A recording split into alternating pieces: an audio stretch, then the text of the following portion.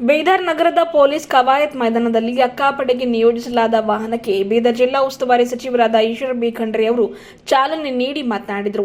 ಮಹಿಳೆಯರು ಮತ್ತು ಮಕ್ಕಳ ಮೇಲಿನ ದೌರ್ಜನ್ಯ ತಡೆಗಟ್ಟುವ ನಿಟ್ಟಿನಲ್ಲಿ ಕರ್ನಾಟಕ ಸರ್ಕಾರ ಆರಂಭಿಸಿದ ಬೀದರ್ ಜಿಲ್ಲಾ ಪೊಲೀಸ್ ಅಕ್ಕಾಪಡೆ ಈಗಾಗಲೇ ರಾಜ್ಯಕ್ಕೆ ಮಾದರಿಯಾಗಿ ಗುರುತಿಸಿಕೊಂಡಿದೆ.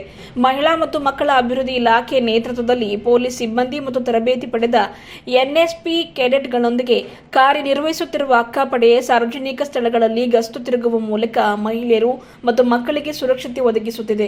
ಸಮಾಜದಲ್ಲಿ ಸುರಕ್ಷತೆ ಮತ್ತು ಜಾಗೃತಿಯ ಕಿರು ಸೇತುವೆಯಾಗಿ ಅಕ್ಕಾಪಡೆ ಕಾರ್ಯನಿರ್ವಹಿಸುತ್ತಿದ್ದು, ಮಹಿಳಾ ಸಬಲೀಕರಣದ ದಿಕ್ಕಿನಲ್ಲಿ ಇದು ಮಹತ್ವದ ಹೆಜ್ಜೆಯಾಗಿದೆ ಎಂದು ಸಚಿವರು ಮಾತನಾಡಿ ತಿಳಿಸಿದರು.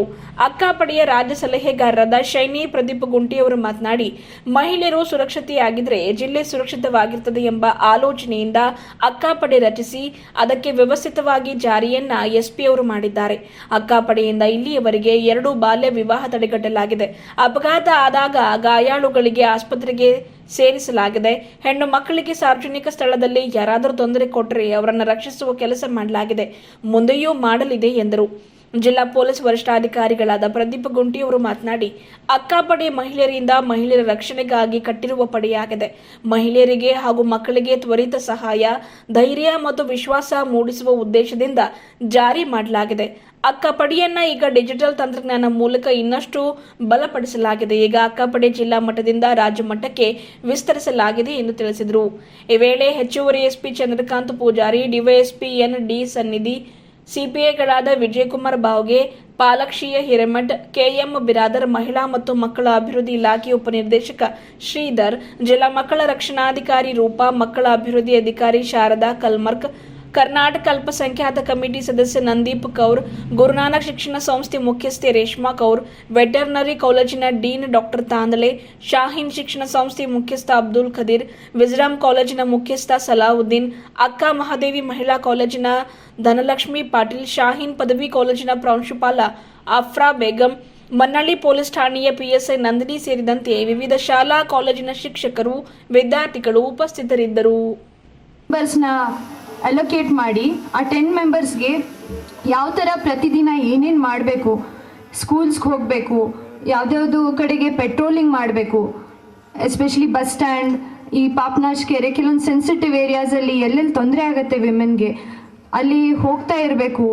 ಮತ್ತು ಸ್ಕೂಲ್ಸ್ಗಳಿಗೆ ಹೋಗಿ ಅವೇರ್ನೆಸ್ ಪ್ರೋಗ್ರಾಮ್ ಮಾಡಿ, ಮತ್ತು ಎಲ್ಲೆಲ್ಲಿ ಇಮಿಡಿಯೇಟ್ಲಿ ತೊಂದರೆ ಇರುತ್ತೆ ಯಾರಾದರೂ 112 ಫೋನ್ ಮಾಡಿ ಹೆಣ್ಮಕ್ಳು ತೊಂದರೆ ಇದ್ದಾಗ ಇಮಿಡಿಯೇಟ್ಲಿ ಈ ಅಕ್ಕಾಪಡೆ ಟೀಮ್ ಅಲ್ಲಿ ಹೋಗಿ ಅವ್ರಿಗೆ ಸ್ಪಂದಿಸಬೇಕು.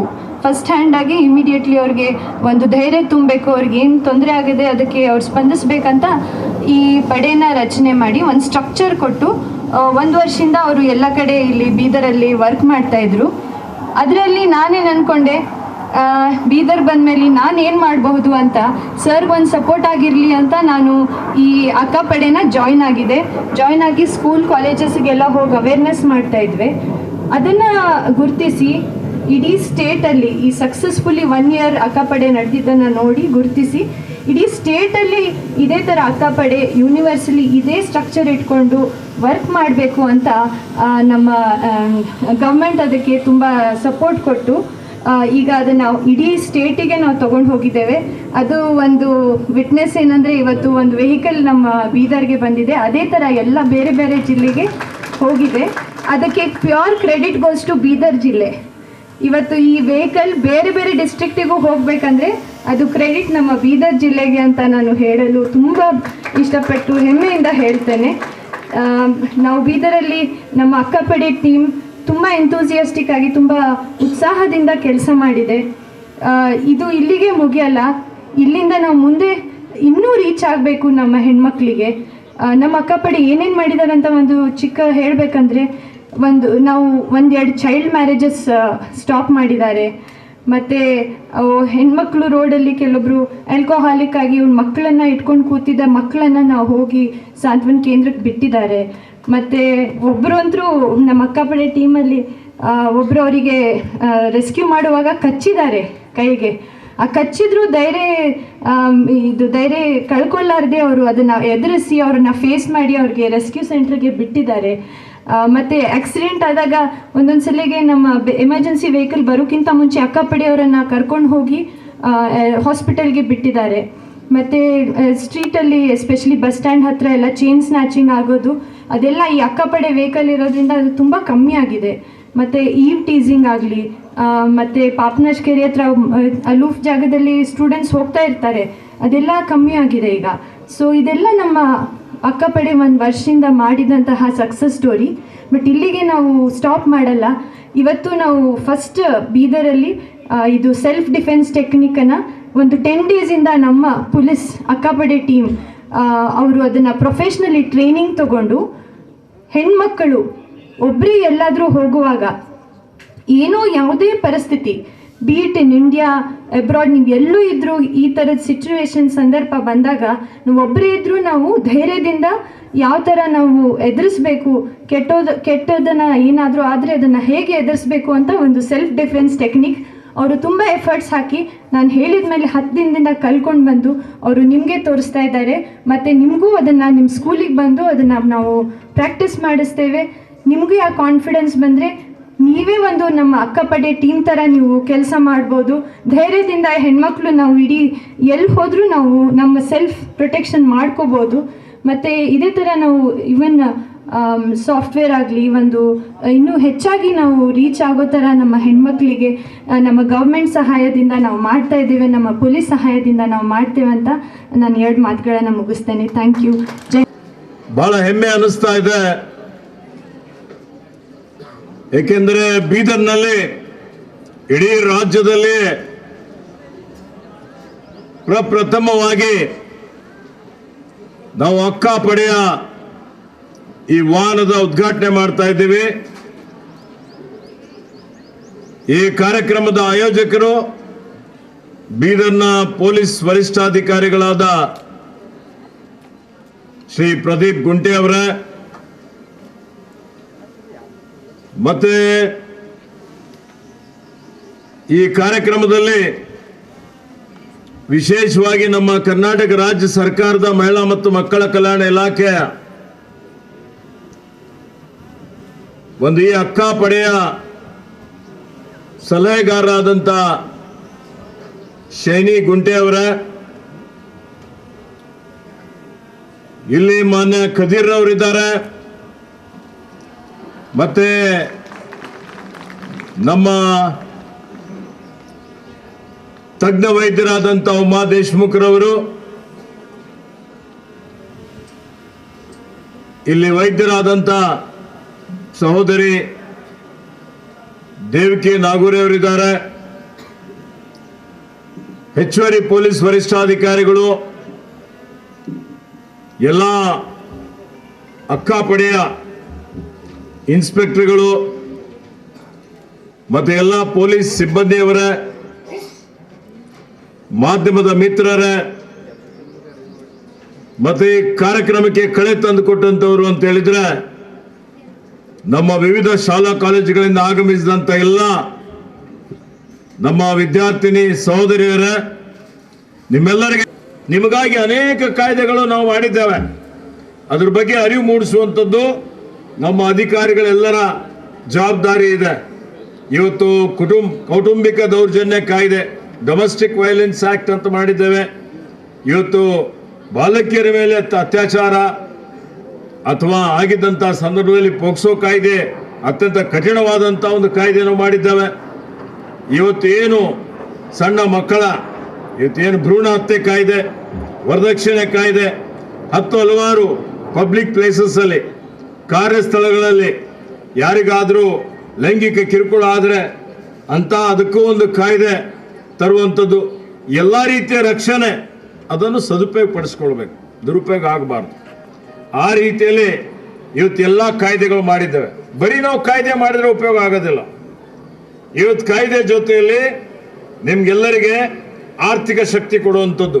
ಯಾಕೆ ಅಂತ ಹೇಳಿದ್ರೆ ಮಹಾತ್ಮ ಗಾಂಧೀಜಿಯವರು ಒಂದು ಮಾತನ್ನು ಹೇಳ್ತಾರೆ, ಈ ದೇಶದಲ್ಲಿ ಯಾವತ್ತು ರಾತ್ರಿ 12 ಗಂಟೆ 2 ಗಂಟೆಗೂ ಸಹಿತ ಒಬ್ಬಂಟಿಗ ಮಹಿಳೆ ಏಕಾಂಗಿಯಾಗಿ ಸುರಕ್ಷಿತವಾಗಿ ಅವರು ಮನೆ ಹೊರಗೆ ಹೋಗಿ ಓಡಾಟ ಮಾಡಿದ್ರು ತೊಂದರೆ ಆಗಿಲ್ಲ ಅಂತ ಹೇಳಿದ್ರೆ ನೈಜವಾದಂಥ ಸ್ವಾತಂತ್ರ್ಯ ಅವತ್ತು ಈ ದೇಶಕ್ಕೆ ಸಿಕ್ಕಂತ ಆಗುತ್ತೆ ಅನ್ನುವಂಥ ಮಾತನ್ನು ಹೇಳ್ತಾರೆ. ಹೀಗಾಗಿ ಇವತ್ತು ಇಷ್ಟೆಲ್ಲ ಕಾಯ್ದೆ ಮಾಡಿದ್ರು ಪೇಪರಲ್ಲಿ ಬರ್ತದೆ, ಮಾಧ್ಯಮದಲ್ಲಿ ಬರ್ತದೆ.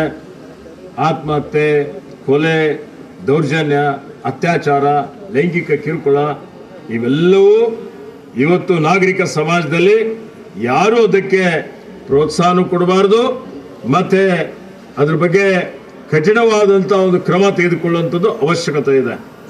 ನೈಜವಾಗಿ ಹೇಳಬೇಕು ಅಂತ ಹೇಳಿದ್ರೆ ಎಲ್ಲ ಕಾಯ್ದೆ ಕಾನೂನುಗಳು ಅರಿವು ಜಾಗೃತಿ ಮೂಡಿಸಿದ್ರೆ ಇವತ್ತು ಅಕ್ಕಪಡೆ ವಿಶೇಷವಾಗಿ ಮಾಡುವಂಥ ಅವಶ್ಯಕತೆಯೂ ಇರೋದಿಲ್ಲ.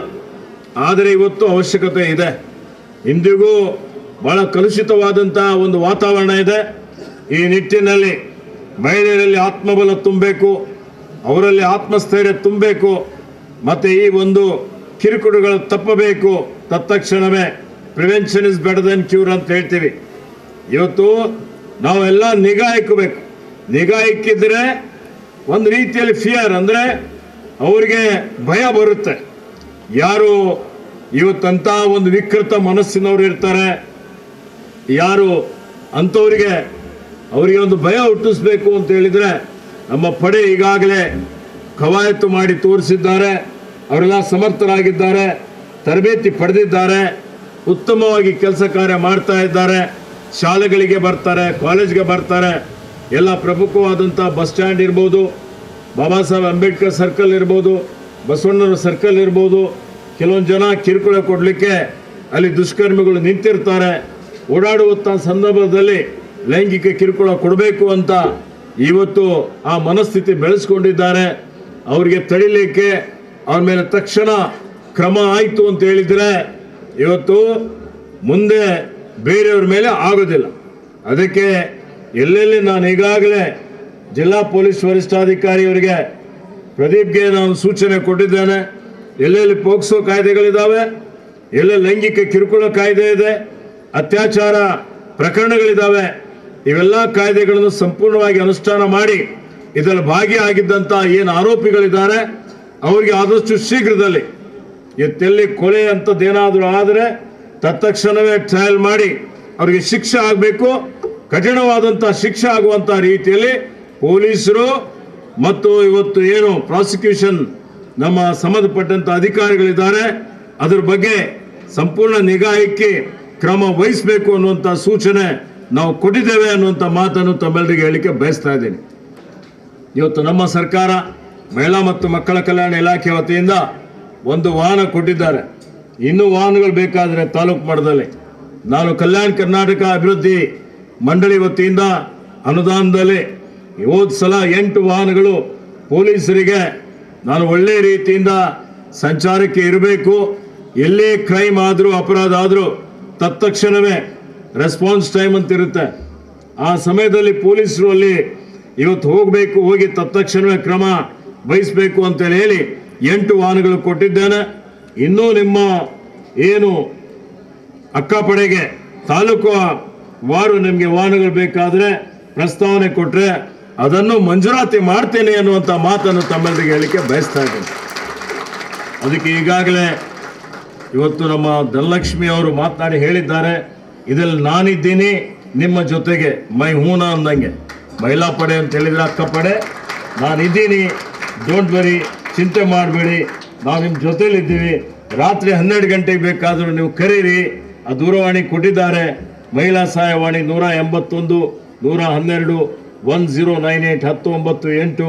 ಮಕ್ಕಳ ಸಹಾಯವಾಣಿ ಇದೆ, ಈ ತುರ್ತು ಸಹಾಯವಾಣಿ ಇದೆ. ಈ ಸಹಾಯವಾಣಿ ಉಪಯೋಗ ಮಾಡಿ. ಮತ್ತು ನೀವೆಲ್ಲರೂ ಭಾಳ ಇವತ್ತು ದೂರದರ್ಶಿತ್ವ ಇಟ್ಕೊಂಡು ಮುಂದೆ ದೊಡ್ಡ ಗುರಿ ಇಟ್ಕೊಂಡು ಬೇಕಾಗಿದ್ದಾಗ್ಬೋದು. ನೀವು ರಾಜಕಾರಣಿಗಳಾಗ್ಬೋದು, ವಿಜ್ಞಾನಿಗಳಾಗ್ಬೋದು, ಇಂಜಿನಿಯರ್ ಡಾಕ್ಟರ್ಗಳಾಗ್ಬೋದು. ಕಲ್ಪನಾ ಚಾವ್ಲಾ ಏನು ಸಾಧನೆ ಮಾಡಿದ್ದೀರಿ ನೋಡಿದ್ದೀರಿ, ಸುನೀತಾ ವಿಲಿಯಮ್ಸ್ ಏನು ಸಾಧನೆ ಮಾಡಿದ್ದಾರೆ ನೋಡಿದ್ದೀರಿ. ಕ್ರೀಡಾಕೂಟಗಳಲ್ಲಿ PT ಉಷಾ ಹಿಡ್ಕೊಂಡು ಅನೇಕ ಜನ, ಸೈನಾ ನೆಹ್ವಾಲ್ ಹಿಡ್ಕೊಂಡು ಯಾವ ಎತ್ತರದ ಮಟ್ಟಕ್ಕೆ ಹೋಗಿದ್ದಾರೆ. ಅವರು ಹಣನೂ ಗಳಿಸಿದ್ದಾರೆ, ಕೀರ್ತಿನೂ ಗಳಿಸಿದ್ದಾರೆ. ಹೀಗಾಗಿ ದೊಡ್ಡ ಮಟ್ಟದಲ್ಲಿ ನಿಮಗೆ ಬೆಳೀಲಿಕ್ಕೆ ಅವಕಾಶ ಇದೆ. ಈ ಮುಂಬರುವಂಥ ದಿನಮಾನಗಳಲ್ಲಿ ಇವತ್ತು ವಿಧಾನಸಭೆಯಲ್ಲಿ, ಲೋಕಸಭೆಯಲ್ಲೂ ನಿಮಗೆ 33% ಪ್ರಾತಿನಿಧ್ಯ ಕೊಡಬೇಕು ಅನ್ನುವಂಥದ್ದು 2029ರಿಂದ ಅದು ಜಾರಿಗೆ ಬರ್ತಾ ಇದೆ. ಅದಕ್ಕೂ ತಾವೆಲ್ಲ ಮಾನಸಿಕವಾಗಿ ಸಿದ್ಧತೆ ಆಗಬೇಕು ಅನ್ನುವಂಥ ಒಂದು ಮಾತನ್ನು ಇಲ್ಲಿ ಹೇಳುತ್ತಾ, ಸೆಲ್ಫ್ ಡಿಫೆನ್ಸ್ ಅಂತ ಹೇಳಿದರು. ನೀವು ಒಳ್ಳೆ ರೀತಿಯಿಂದ ವ್ಯಾಯಾಮ ಮಾಡಿ, ಒಳ್ಳೆ ರೀತಿಯಿಂದ ಧ್ಯಾನ ಮಾಡಿ, ಯೋಗ ಮಾಡಿ, ಆಟಪಾಠಗಳಲ್ಲಿ ಭಾಗಿಯಾಗಿ ಒಳ್ಳೆ ರೀತಿಯಿಂದ ಇವತ್ತು ನೀವೆಲ್ಲ ಆಹಾರ ಸೇವನೆಯನ್ನು ಮಾಡಬೇಕು.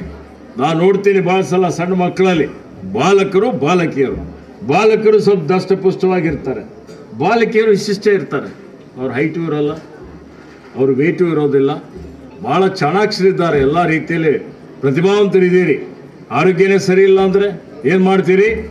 ಅದಕ್ಕೆ ನೀವೆಲ್ಲ ನೋಡ್ತಿರಲ್ಲ, ಈ ಒಂದು ಕ್ರೀಡಾಕೂಟಗಳಲ್ಲಿ ಭಾಗವಹಿಸೋರಿಗೆ ಯಾವ ರೀತಿಯಲ್ಲಿ ಅವರು ಆರೋಗ್ಯವಂತರಾಗಿರ್ತಾರೆ, ಅದೇ ರೀತಿಯಲ್ಲಿ ತಂದೆ ತಾಯಿಗಳು ಸಹಿತ ಇವತ್ತು ಗಂಡು ಮಕ್ಕಳು ಹೆಣ್ಣು ಮಕ್ಕಳು ಅನ್ನೋಂಥ ರೀತಿಯಲ್ಲಿ ತಾರತಮ್ಯ ಮಾಡದೆ ಬಹಳ ಸಲ ನಾವು ನೋಡ್ತೀವಿ, ಮಹಿಳೆಯರಿಗೆ ಶೋಷಣೆ ಮಾಡ್ತಾರೆ ಅನ್ನುವಂಥದ್ದು. ಆ ರೀತಿ ಆಗಬಾರ್ದು, ಜಾಗೃತರಾಗಬೇಕು.